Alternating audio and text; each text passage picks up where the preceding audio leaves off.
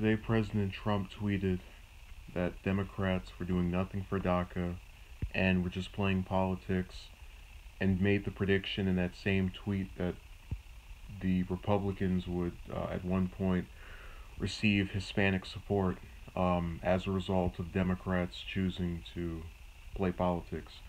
And I have expressed over and over again on this channel my disagreements with Trump on many things, but he is absolutely correct. Now, I have an article which should be in the description of this, and it certainly will be after this stream is over, by Politico. And in that article from December 12th, let me say hello to O'Donoghue, they stated the refusal by the Democrats to tie in DACA with the government shutdown, or to ensure that this policy wouldn't affect the government shutting down.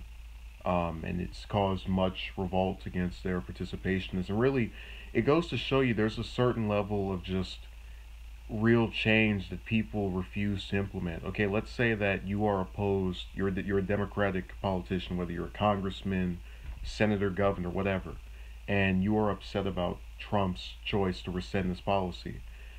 Why would you not decide to go out and start some initiative that entails getting people legalized prior to the deadline? Name one Democratic politician that has done anything in the past, when did he rescind it? Back in September? In the past almost 4 months, that has done anything to try and decrease the amount of illegal immigrants or undocumented citizens, whichever term you want to use, that will be affected by this policy being done away with.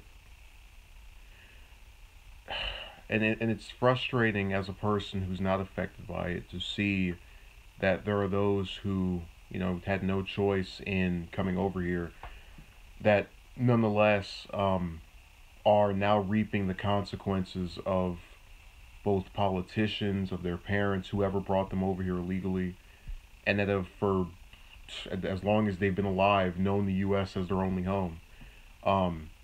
Which again is something that could still be avoided if those that are currently in power, that claim that the party that claims to be the allies of minorities, the Democrats, would say we're going to start some initiative or some kind of drive to get these dreamers legalized prior to whenever the deadline is for this thing to just start actually having people no longer be legal over here, have any reason to fall under legality.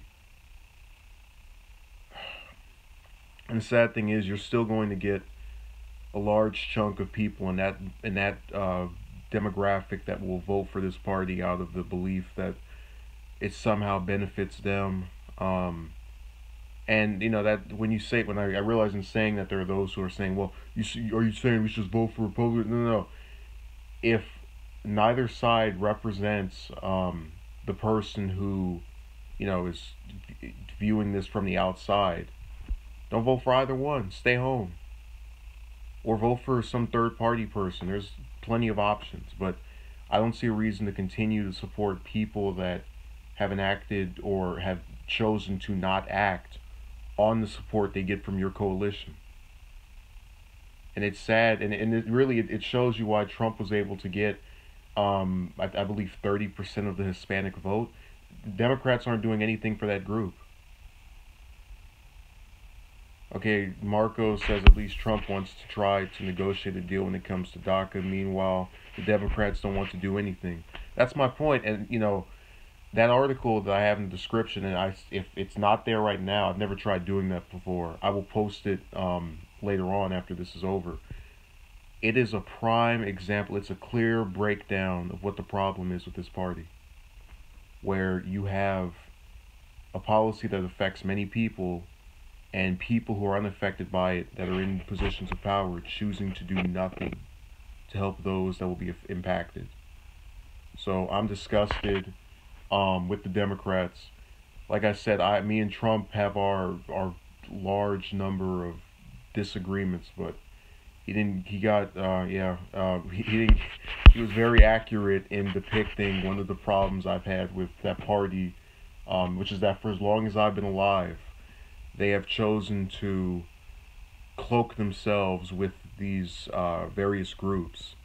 And once in office, following the completion of a campaign where they no longer have to worry about votes for a couple of years, they are inactive. And the only reason they get support from any of these demographics, whether it be minorities or, some kind of religious group, uh, is based around the idea by that group in mass. Well, this side may not be doing anything for us, but they're also not doing anything to us, and we think the other one is going to do something to us. So it's a protest vote more often than not. That's why they were able to get most of. This, that was the reason the Democrats were able to win in Alabama, partially. So it's sad. It's a reminder of policies that have failed to do anything, which is again a party with people who are not impacted by this choosing to just sit on their hands until those who will be affected are impacted, and I hope that they lose more support.